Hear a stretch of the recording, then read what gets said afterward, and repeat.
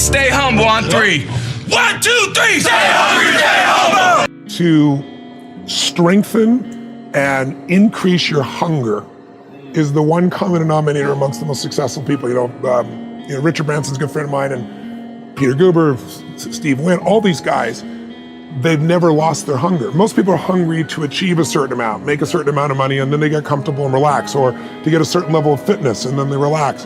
But, Richard is as driven today as when he was 16 years old starting. I mean, he's like on fire, and he's 65 years old. Warren Buffett is 85 years old. He's as driven today as when, he began the journey, right? And so people that have that hunger, I believe intelligence, I love people that are wickedly smart. And I work to be wickedly smart by educating and training myself and so forth and training my brain. But there's a lot of intelligent people can't fight their way out of a paper bag, right? Absolutely. Hunger is the ultimate driver, because if you're hungry, you can get the strategy, you can get the answer. If you can't model it, you can find it. Has acting turned out to be all that you wanted it to be? It's incredible. It's incredible. I never knew that I could do it as a career. I never knew. It was the first memory that I had. It's the first thing I can think of is saying, I want to be an actor to my parents. And if I hadn't lived in Los Angeles and been in such close proximity to sort of the mecca of movie making, if I didn't have parents that said, okay, we'll drive you to auditions, we didn't have the economic means to, move camp from Idaho to Los Angeles because some snotty 10-year-old kid says, I want to be an actor. We did it, and after school I got to go on auditions, but it was always, and I've said this before, it felt like an elite group of people, and it felt like I would never belong to them. So once I got the opportunity to, for example, get the movie This Boy's Life with Robert De Niro, I said, wow, now I'm able to I might be able to steer the course of my career. I might be able to have a career similar to these guys that I so admire. And that I knew at 15 years old was the biggest gift in the world, and that's never left me. I've never that thirst or that hunger for wanting to give one great performance that I'm truly satisfied with, or be in one movie that I said, I love this film, is something that I don't know will ever be quenched. I don't know, and I think that's a good thing, because it keeps pushing you. We find that the more people get closer to making their dreams become a reality, the less information they're inclined to take in. So it's like the deeper people get, the less they think they need to learn. And I find that is the reason why people don't have longevity, because they don't stay hungry. It's the difference between, this is in my next book, it's the difference between an alligator and a bear. What most people don't know is when an alligator eats, he's satisfied. So he's at his most vulnerable point. But the distinct difference between an alligator and a bear is that an alligator is a lurker, a bear is a hunter. So their very nature is different. One lurks, one hunts. And so if you're gonna be successful by the true meaning of the word, you gotta be a hunter. Some people eat and they get satisfied. They eat and they chill for 3-4 months. Hunters, every time we accomplish something, we're looking for the next one. We're not eating to get satisfied. We're eating out of necessity. Paul Newman told me that any successful person in any field who in discussing their career doesn't use the word luck is a liar. Oh, yeah, he's absolutely right, yeah. So you consider yourself lucky? Very lucky, yeah. But you have to have talent to meet the luck, right? Somebody hands you the ball and you run, and if you get hit, or maybe you make it through. You never know, but I just know that somebody handed me the ball at a certain point, and I was hungry enough to keep running, and I'm still running. So, what do you think makes you good at what you do? You have to think you're good. I'm okay. You don't watch yourself, right? I don't know. I don't like to watch myself, but I think, I maintain a hunger, but not an ambition. I'm very happy to explore all possibilities of a character and really, dive in to the role. I mean, even to the point of where, Disney wanted to fire me. They wanted to fire you from Pirates? Yeah. Because? They couldn't understand what I was doing. They didn't understand the character. They were contemplating subtitling the film, Someone, and they asked me, would you repeat that again? I was interested in going into broadcasting. I'm adopted. And that was my key out. I wanted to make my mama proud of me. I was very much appreciative of what she's done for my brother and sister and I. And that was my way out. And I went over to a radio station, asked a guy and told him that I was interested in broadcasting. He looked at me in my straw hat and my overalls. He said, you have any broadcasting background? I said, no, sir, I don't. What do you do? I cut grass. Young ladies asked me what kind of work I do, and I was working on a garbage truck. I say, well, I'm a sanitary technician. He said, we don't have any job for you. I decided that was something I was going to do. I decided I'm unstoppable. I'm going to go up in here and I'm going to do this. I started going to the radio station every day, developing a relationship with the people that were doing what I wanted to do. And that's what I encourage you to do. Whatever area you want to go in, find people that are doing it the way you want to do it and develop a relationship with them. When I decided to go in this area, I wrote letters to Dr. Norman Vincent Peale, to Zig Ziglar, to Dennis Waitley, all of the giants in this area. And I said, this is something I want to do. I've been following your career. Would you help me? Dr. Norman Vincent Peale answered my letter, did an article on me, wrote about me in the most recent book that he issued, and done many broadcasts about me. I'd wanted to develop a relationship and rapport with those people that were achieving those things that I wanted to achieve. By the same token, I would go to the radio station, and I developed a relationship with the guys.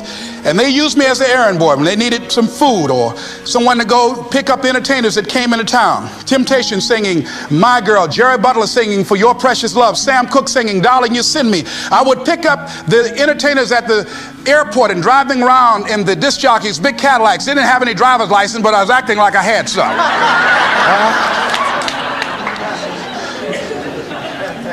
Every day I used to go home and work on my communication skills, developing myself.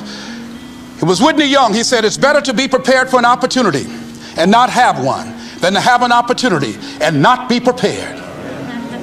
Start working and developing yourself now and prepare yourself for what it is that you want, because you expect to get it. And when the disc jockeys were in the control room, I would go in and watch them and develop a trust level, and they would let me stay, and I would watch and observe them working the controls. When you want something out of life, don't worry about how you're going to get it. How is none of your business. The most difficult thing it is to hold the vision. It's to hold the vision. So there I was at the radio station. A guy was on the air and he started to drink by the name of Rock. I was outside the window looking at him and watching. Hungry and ready, saying, drink, Rock, drink.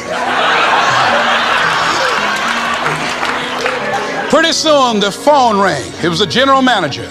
I said, hello. He said, Les, this is Mr. Klein. I said, I know. He said, Rock can't finish his program. He's slurring his words. I said, I know.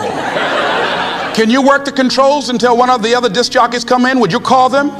I said, yes, sir. I hung the phone up. I said, now he must be thinking I'm crazy. I called my mama and my girlfriend Cassandra. Said, y'all come out on the front porch and turn up the radio. I'm about to come on the air.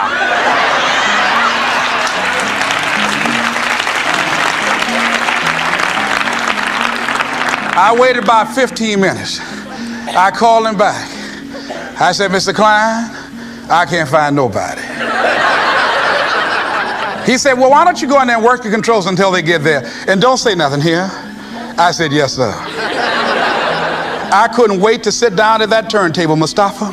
I said, look out, this is me, LB, Triple P, Les Brown, your platter playing Papa. There were none before me and there will be none after me. Therefore, that makes me the one and only. Young and single and love to mingle, certified, bona fide, and indubitably qualified to bring you satisfaction and a whole lot of action. Look out, baby, I'm your love man. I was hungry.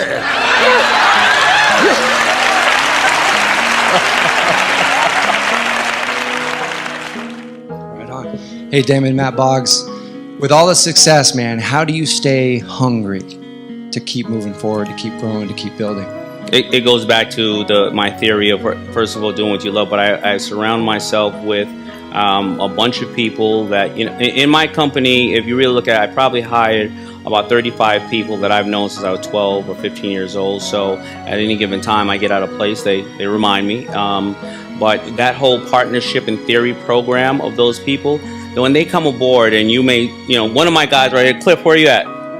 Cliff is my guy. You know, I was entrepreneur in residence at Babson University, and he didn't show up for the first day of class, and we taught him for a while, and then all of a sudden, you know, he moved to various different areas, and he was willing to intern. Now, this guy can make, being a college grad, he was already 30 years old, he averaged out $120,000, $150,000 a year.